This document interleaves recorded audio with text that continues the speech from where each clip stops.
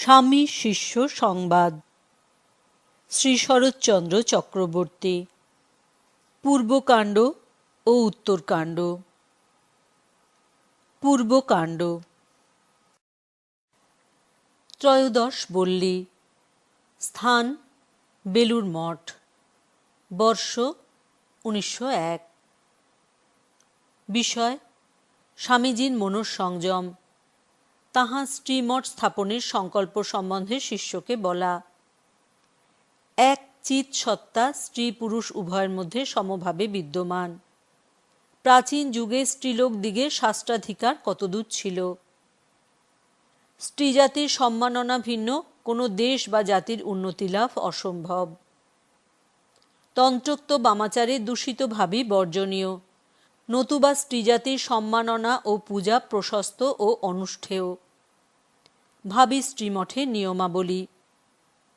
ওই মঠের শিক্ষিতা ব্রহ্মচারিণীদিগের দ্বারা সমাজের কিরূপ প্রভূত কল্যাণ হইবে। পরব্রহ্মে লিঙ্গভেদ নাই, কেবল আমি তুমির রাজ্যে বিদ্যমান। অতএব স্ত্রী জাতি ব্রহ্মজ্ঞা হওয়া অসম্ভব নহে। বর্তমান প্রচলিত স্ত্রী শিক্ষার অনেক ত্রুটি থাকিলেও উহা নিন্দনীয় নহে। ধর্মকে শিক্ষার ভিত্তি করিতে হইবে। মানবের ভিতর ব্রহ্মবিকাশের সহায়কারী কার্যই সৎকার্য। বেদান্ত প্রতিপাদ্য ব্রহ্মজ্ঞানে কর্মের অত্যন্ত অভাব থাকিলেও তল্লাভে কর্ম গৌণভাবে সহায়ক হয়। কারণ কর্ম দ্বারাই মানবের চিত্তশুদ্ধি হয় এবং চিত্তশুদ্ধি না হইলে জ্ঞান হয় না। শনিবার বৈকালে শিষ্য মঠে আসিয়াছে। স্বামীজীর শরীর তত সুস্থ নহে। শিলং পাহাড় হইতে অসুস্থ হইয়া অল্পদিন হইল প্রত্যাবর্তন করিয়াছেন। তাঁহার পা ফুলিয়াছে এবং সমস্ত শরীরেই যেন জলসঞ্চার হইয়াছে। স্বামীজীর গুরুভাতৃগণ সেই জন্য বড়ই চিন্তিত হইয়াছেন। বহুবাজারের শ্রীযুক্ত মহানন্দ কবিরাজ স্বামীজীকে দেখিতেছেন। স্বামী নিরঞ্জনানন্দের অনুরোধে স্বামীজী কবিরাজি ঔষধ খাইতে স্বীকৃত হইয়াছেন। আগামী মঙ্গলবার হইতে নুন জল বন্ধ করিয়া বাঁধা ঔষধ খাইতে হইবে। আজ রবিবার। শিষ্য বলিল, মহাশয়, এই দারুণ গ্রীষ্মকাল, তাহাতে আবার আপনি ঘণ্টায় 4-5 বার করিয়া জলপান করেন। এই সময়ে আপনার জল বন্ধ করিয়া ঔষধ খাওয়া অসহ্য হইবে। স্বামীজি বলিলেন, তুই কি বলছিস? ঔষধ খাওয়ার দিন প্রাতে আর জলপান করব না বলে দৃঢ় সংকল্প করব। তারপর সাধ্যে কি জল আর কণ্ঠের নিচে নাবেন। তখন 21 দিন জল আর নিচে নাবতে পারছেন না। শরীরটা তো মনেরই খোলস। মন যা বলবে সেই মতো তো ওকে চলতে হবে। তবে আর কি? নিরঞ্জনের অনুরোধে আমাকে এটা করতে হলো। ওদের অনুরোধ তো আর উপেক্ষা করতে পারি নে। বেলা প্রায় 10টা। স্বামীজি উপরেই বসিয়া আছেন। শিষ্যের সঙ্গে প্রসন্ন বদনে মেয়েদের জন্য যে ভাবী মঠ করিবেন তদ্বিষয়ে প্রসঙ্গ উত্থাপন করিয়াছেন। বলিতেছেন, মাকে কেন্দ্রস্থানীয়া করে গঙ্গার পূর্বতটে মেয়েদের জন্য একটি মঠ স্থাপন করতে হবে। এ মঠে যেমন ব্রহ্মচারী সাধু সব তৈরি হবে, ওপারের মেয়েদের মঠেও তেমনি ব্রহ্মচারিণী সাধ্বী সব তৈরি হবে। শিষ্য বলিলেন, মহাশয়, ভারতবর্ষে বহু পূর্বকালে মেয়েদের জন্য তো কোনো মঠের কথা ইতিহাসে পাওয়া যায় না। বৌদ্ধ যুগেই স্ত্রী মঠের কথা শোনা যায়, কিন্তু উহা হইতে কালে নানা ব্যভিচার আসিয়া পড়িয়াছিল। ঘোর বামাচারে দেশ পর্যুদস্ত হইয়া গিয়াছিল। স্বামীজি বলিলেন, এদেশে পুরুষ মেয়েতে এতটা তফাৎ কেন যে করেছে তা বোঝা কঠিন। বেদান্ত শাস্ত্রে তো বলেছে একই চিৎসত্তা সর্বভূতে বিরাজ করছেন। তোরা মেয়েদের নিন্দাই করিস, কিন্তু তাদের উন্নতির জন্য কি করেছিস বল দেখি। স্মৃতি ফৃতি লিখে নিয়ম নীতিতে বদ্ধ করে এদেশের পুরুষেরা মেয়েদের একেবারে ম্যানুফ্যাকচারিং মেশিন করে তুলেছে। মহামায়ার সাক্ষাৎ প্রতিমা এই সকল মেয়েদের এখন না তুললে বুঝি তোদের আর উপায়ান্তর আছে? শিষ্য বলিলেন, মহাশয়, স্ত্রীজাতি সাক্ষাৎ মায়ার মূর্তি। মানুষের অধঃপতনের জন্য যেন উহাদের সৃষ্টি হইয়াছে। স্ত্রীজাতি মায়া দ্বারা মানবের জ্ঞান বৈরাগ্য অবারিত করিয়া দেয়। সেই জন্যই বোধহয় শাস্ত্রকার বলিয়াছেন, উহাদের জ্ঞান ভক্তি কখনো হইবে না। স্বামীজি বলিলেন, কোন শাস্ত্রে এমন কথা আছে যে মেয়েরা জ্ঞান ভক্তির অধিকারিণী হবে না? ভারতের অধঃপতন হল ভট্টাচ বামুনরা ব্রাহ্মণেতর জাতকে যখন বেদপাঠের অনধিকারী বলে নির্দেশ করলে, সেই সময় মেয়েদেরও সকল অধিকার কেড়ে নিলে। নতুবা বৈদিক যুগে, উপনিষদের যুগে দেখতে পাবি মৈত্রেয়ী, গার্গী প্রভৃতি প্রাতঃস্মরণীয়া স্ত্রীলোকেরা ব্রহ্মবিচারে ঋষিস্থানীয়া হয়ে রয়েছেন। হাজার বেদজ্ঞ ব্রাহ্মণের সভায় গার্গী সগর্বে যাজ্ঞবল্ক্যকে ব্রহ্মবিচারে আহ্বান করেছিলেন। এইসব আদর্শ স্থানীয়া মেয়েদের যখন অধ্যাত্ম জ্ঞানে অধিকার ছিল, তখন এখনই বা মেয়েদের সে অধিকার থাকবে না কেন? একবার যা ঘটেছে তা আবার অবশ্য ঘটতে পারে। History repeats itself. মেয়েদের পূজা করেই সব জাত বড় হয়েছে। যে দেশে যে জাতে মেয়েদের পূজা নেই, সে দেশ সে জাত কখনো বড় হতে পারেনি, কস্মিন কালে পারবেও না। তোদের জাতের যে এত অধঃপতন ঘটেছে, তার প্রধান কারণ এই সব শক্তি মূর্তির অবমাননা করা। মনু বলেছেন, যত্র নার্যস্তু পূজ্যন্তে রমন্তে তত্র দেবতা, যত্রই তাস্তু ন পূজ্যন্তে সর্বাস্তত্রাফলা ক্রিয়া। যেখানে স্ত্রীলোকের আদর নেই, স্ত্রীলোকেরা নিরানন্দে অবস্থান করে, সে সংসারের, সে দেশের কখনো উন্নতির আশা নেই। এই জন্য এদের আগে তুলতে হবে, এদের জন্য আদর্শ মঠ স্থাপন করতে হবে। শিষ্য বলিলেন, মহাশয়, প্রথমবার বিলাত হইতে আসিয়া আপনি স্টার থিয়েটারে বক্তৃতা দিবার কালে তন্ত্রকে কত গালবন্ধ করিয়াছিলেন। এখন আবার তন্ত্র সমর্থিত স্ত্রী পূজার সমর্থন করিয়া আপনার কথা আপনিই যে বদলাইতেছেন। স্বামীজি বলিলেন, তন্ত্রে বামাচার মতটা পরিবর্তিত হয়ে এখন যা হয়ে দাঁড়িয়েছে, আমি তারই নিন্দা করেছিলুম। তন্ত্রোক্ত মাতৃভাবের অথবা ঠিক ঠিক বামাচারেরও নিন্দা করিনি। ভগবতী জ্ঞানে মেয়েদের পূজা করাই তন্ত্রের অভিপ্রায়। বৌদ্ধ ধর্মের অধঃপতনের সময় বামাচারটা ঘোর দূষিত হয়ে উঠেছিল। সেই দূষিত ভাবটা এখনকার বামাচারে এখনও রয়েছে। এখনও ভারতের তন্ত্রশাস্ত্র ওই ভাবের দ্বারা ইনফ্লুয়েন্সড হয়ে রয়েছে। ওই সকল বিভৎস প্রথারই আমি নিন্দা করেছিলুম, এখনও তো তা করি। যে মহামায়ার রূপরসাত্মক বাহ্য বিকাশ মানুষকে উন্মাদ করে রেখেছে, তাঁরই জ্ঞান ভক্তি বিবেক বৈরাগ্যাদি আন্তর্বিকাশে আবার মানুষকে সর্বজ্ঞ সিদ্ধ সংকল্প ব্রহ্মজ্ঞ করে দিচ্ছে। সেই মাতৃরূপিণীর স্ফুরদ্দিগ্রহ স্বরূপিণী মেয়েদের পূজা করতে আমি কখনোই নিষেধ করিনি। শৈশা প্রসন্না বরদা নৃণাং ভবতি মুক্তয়ে। এই মহামায়াকে পূজা প্রণতি দ্বারা প্রসন্না না করতে পারলে সাধ্য কি ব্রহ্মা বিষ্ণু পর্যন্ত তাঁর হাত ছাড়িয়ে মুক্ত হয়ে যান? গৃহলক্ষ্মীগণের পূজাকল্পে, তাদের মধ্যে ব্রহ্মবিদ্যা বিকাশকল্পে এই জন্য মেয়েদের মঠ করে যাব। শিষ্য বলিলেন, আপনার উহা উত্তম সংকল্প হইতে পারে, কিন্তু মেয়ে কোথায় পাইবেন? সমাজের কঠিন বন্ধনে কে কুলবধূদের স্ত্রী মঠে যাইতে অনুমতি দিবে? স্বামীজি বলিলেন, কেন রে?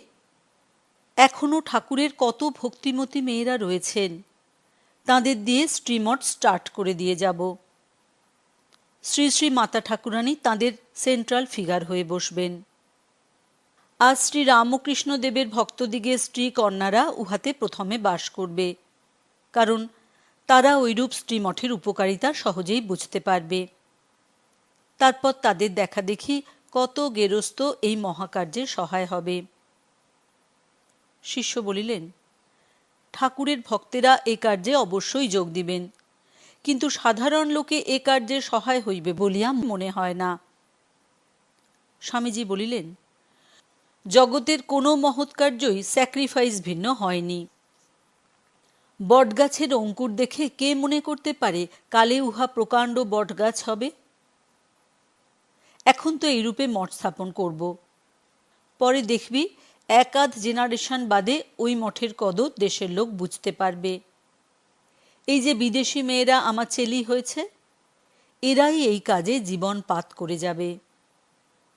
তোরা ভয় কাপুরুষতা ছেড়ে এই মহৎ কাজে সহায় হ, আর এই উচ্চ আইডিয়া সকল লোকের সামনে ধর। দেখবি কালে এর প্রভায় দেশ উজ্জ্বল হয়ে উঠবে। শিষ্য বলিলেন, মহাশয়, মেয়েদের জন্য কিরূপ মঠ করিতে চাহেন তাহার সবিশেষ বিবরণ আমাকে বলুন, শুনিবার বড়ই উৎসাহ হইতেছে। স্বামীজি বলিলেন, গঙ্গার ওপারে একটা প্রকাণ্ড জমি নেওয়া হবে, তাতে অবিবাহিতা কুমারীরা থাকবে আর বিধবা ব্রহ্মচারিণীরা থাকবে, আর ভক্তিমতী গেরস্থের মেয়েরা মধ্যে মধ্যে এসে অবস্থান করতে পারে। এ মঠে পুরুষদের কোনো রূপ সংস্রব থাকবে না।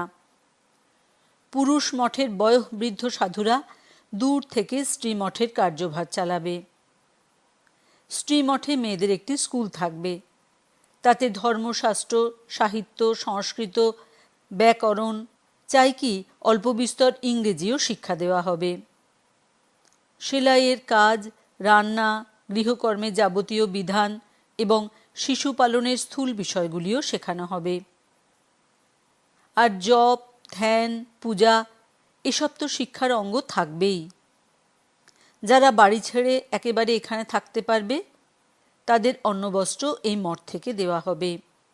যারা তা পারবে না তারা এই মঠের দৈনিক ছাত্রীরূপে এসে পড়াশোনা করতে পারবে। চাই কি মঠাধ্যক্ষের অভিমতে মধ্যে মধ্যে এখানে থাকতে ও যতদিন থাকবে খেতেও পাবে। মেয়েদের ব্রহ্মচর্যকল্পে এই মঠে বয়োবৃদ্ধা ব্রহ্মচারিণীরা ছাত্রীদের শিক্ষার ভার নেবে। এই মঠে ৫-৭ বৎসর শিক্ষার পর মেয়েদের অভিভাবকেরা তাদের বিয়ে দিতে পারবে। যোগাধিকারিণী বলে বিবেচিত হলে অভিভাবকদের মত নিয়ে ছাত্রীরা এখানে চিরকুমারী ব্রতাবলম্বনে অবস্থান করতে পারবে। যারা চিরকুমারী ব্রত অবলম্বন করবে তারাই কালে এই মঠের শিক্ষয়িত্রী ও পরিচারিকা হয়ে দাঁড়াবে এবং গ্রামে গ্রামে, নগরে নগরে সেন্টার্স খুলে মেয়েদের শিক্ষা বিস্তারে যত্ন করবে। চরিত্রবতী, ধর্মভাবাপন্না ঐরূপ পরিচারিকাদের দ্বারা দেশে যথার্থ স্ত্রী শিক্ষার বিস্তার হবে। স্ত্রী মঠের সংস্রবে যতদিন থাকবে ততদিন ব্রহ্মচর্য রক্ষা করা এ মঠেরও ভিত্তিস্বরূপ হবে। ধর্মপরায়ণতা, ত্যাগ ও সংযম এখানকার ছাত্রীদের অলঙ্কার হবে, আর সেবা ধর্ম তাদের জীবনব্রত হবে। এইরূপ আদর্শ জীবন দেখলে কে তাদের না সম্মান করবে, কেই বা তাদের অবিশ্বাস করবে। দেশের স্ত্রীলোকদের জীবন এরূপে গঠিত হলে তবে তো তোদের দেশে সীতা, সাবিত্রী, গার্গীর আবার অভ্যুত্থান হবে। দেশাচারের ঘোর বন্ধনে প্রাণহীন, স্পন্দনহীন হয়ে তোদের মেয়েরা এখন কি যে হয়ে দাঁড়িয়েছে তা একবার পাশ্চাত্য দেশ দেখে এলে বুঝতে পারতিস। মেয়েদের ওই দুর্দশার জন্য তোরাই দায়ী। আবার দেশের মেয়েদের পুনরায় জাগিয়ে তোলাও তোদের হাতে রয়েছে। তাই বলছি, কাজে লেগে যা। কি হবে ছাই শুধু কতগুলো বেদ বেদান্ত মুখস্থ করে? শিষ্য বলিলেন, মহাশয়, এখানে শিক্ষালাভ করিয়াও যদি মেয়েরা বিবাহ করে তবে আর তাহাদের ভিতর আদর্শ জীবন কেমন করিয়া লোকে দেখিতে পাইবে? এমন নিয়ম হইলে ভালো হয় নাকি যে যাহারা এই মঠে শিক্ষালাভ করিবে তাহারা আর বিবাহ করিতে পারিবে না? স্বামীজি বলিলেন, তা কি একেবারেই হয় রে? শিক্ষা দিয়ে ছেড়ে দিতে হবে, তারপর নিজেরাই ভেবেচিন্তে যা হয় করবে। বিয়ে করে সংসারী হলেও ওইরূপে শিক্ষিতা মেয়েরা নিজ নিজ পতিকে উচ্চ ভাবের প্রেরণা দেবে এবং বীর পুত্রের জননী হবে। কিন্তু স্ত্রীমঠের ছাত্রীদের অভিভাবকেরা 15 বছরের পূর্বে তাদের বিয়ে দেবার নামগন্ধ করতে পারবে না, এ নিয়ম রাখতে হবে। শিষ্য বলিলেন, মহাশয়, তাহা হইলে সমাজে ওই সকল মেয়েদের কলঙ্ক রটিবে, কেহই তাহাদের আর বিবাহ করিতে চাহিবে না। স্বামীজি বলিলেন, কেন চাইবে না? তুই সমাজের গতি এখনো বুঝতে পারিসনি। এইসব বিদুষী ও কর্মতৎপরা মেয়েদের বরের অভাব হবে না। দশমে কন্যাকা প্রাপ্তি, সে বচনে এখন সমাজ চলছে না, চলবেও না। এখনই দেখতে পাচ্ছিস নে? শিষ্য বলিলেন, যাহাই বলুন, কিন্তু প্রথম প্রথম ইহার বিরুদ্ধে একটা ঘোরতর আন্দোলন হইবে। স্বামীজি বলিলেন, তা হোক না, তাতে ভয় কি? সৎসাহসে অনুষ্ঠিত সৎকার্যে বাধা পেলে অনুষ্ঠাতাদের শক্তি আরও জেগে উঠবে। যাতে বাধা নেই, প্রতিকূলতা নেই, তাতে মানুষকে মৃত্যুপথে নিয়ে যায়। স্ট্রাগেলই জীবনের চিহ্ন, বুঝেছিস? শিষ্য বলিলেন, আজ্ঞে হ্যাঁ। স্বামীজি বলিলেন, পরব্রহ্মতত্ত্বে লিঙ্গভেদ নেই। আমরা আমি তুমির প্লেনে লিঙ্গভেদটা দেখতে পাই। আবার মন যত অন্তর্মুখ হতে থাকে ততই ওই ভেদজ্ঞানটা চলে যায়। শেষে মন যখন সমরস ব্রহ্মতত্ত্বে ডুবে যায়, তখন আর এ স্ত্রী এ পুরুষ এই জ্ঞান একেবারেই থাকে না। আমরা ঠাকুরে ওইরূপ প্রত্যক্ষ দেখেছি। তাই বলি, মেয়ে পুরুষে বাহ্য ভেদ থাকলেও স্বরূপতঃ কোনো ভেদ নেই। অতএব পুরুষ যদি ব্রহ্মজ্ঞ হতে পারে, তো স্ত্রীলোক তা হতে পারবে না কেন? তাই বলছিলুম, মেয়েদের মধ্যে একজনও যদি কালে ব্রহ্মজ্ঞা হন, তবে তাঁর প্রতিভাতে হাজারো মেয়ে মানুষ জেগে উঠবে এবং দেশের ও সমাজের কল্যাণ হবে। বুঝলি? শিষ্য বলিলেন, মহাশয়, আপনার উপদেশে আজ আমার চক্ষু খুলিয়া গেল। স্বামীজি বলিলেন, এখন কি খুলেছে? যখন সর্বাবভাষক আত্মতত্ত্ব প্রত্যক্ষ করবি, তখন দেখবি এই স্ত্রী পুরুষ ভেদজ্ঞান একেবারে লুপ্ত হবে। তখনই মেয়েদের ব্রহ্মরূপিণী বলে বোধ হবে। ঠাকুরকে দেখেছি স্ত্রী মাত্রেই মাতৃভাব, তা যে জাতির যেরূপ স্ত্রীলোকই হোক না কেন। দেখেছি কি না?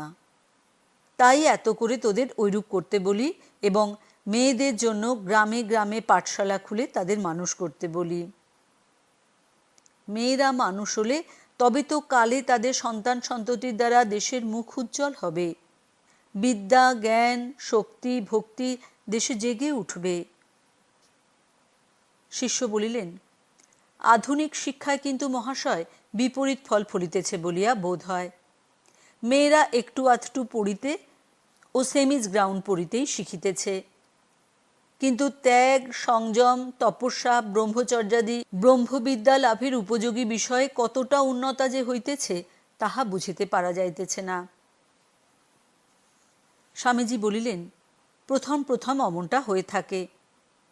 দেশে নতুন আইডিয়ার প্রথম প্রচারকালে কতকগুলি লোক ওই ভাব ঠিক ঠিক গ্রহণ করতে না পেরে অমন খারাপ হয়ে যায়। তাতে বিরাট সমাজের কি আসে যায়? কিন্তু যারা অধুনা প্রচলিত যৎসামান্য স্ত্রী শিক্ষার জন্য প্রথম উদ্যোগী হয়েছিলেন, তাদের মহাপ্রাণতার কি সন্দেহ আছে? তবে কি জানিস, শিক্ষাই বলিস আর দীক্ষাই বলিস, ধর্মহীন হলে তাতে গলদ থাকবেই থাকবে। এখন ধর্মকে সেন্টার করে রেখে স্ত্রী শিক্ষার প্রচার করতে হবে। ধর্ম ভিন্ন অন্য শিক্ষাটা সেকেন্ডারি হবে। ধর্মশিক্ষা, চরিত্র গঠন, ব্রহ্মচর্য, ব্রতোদ্যাপন, এই জন্য শিক্ষার দরকার।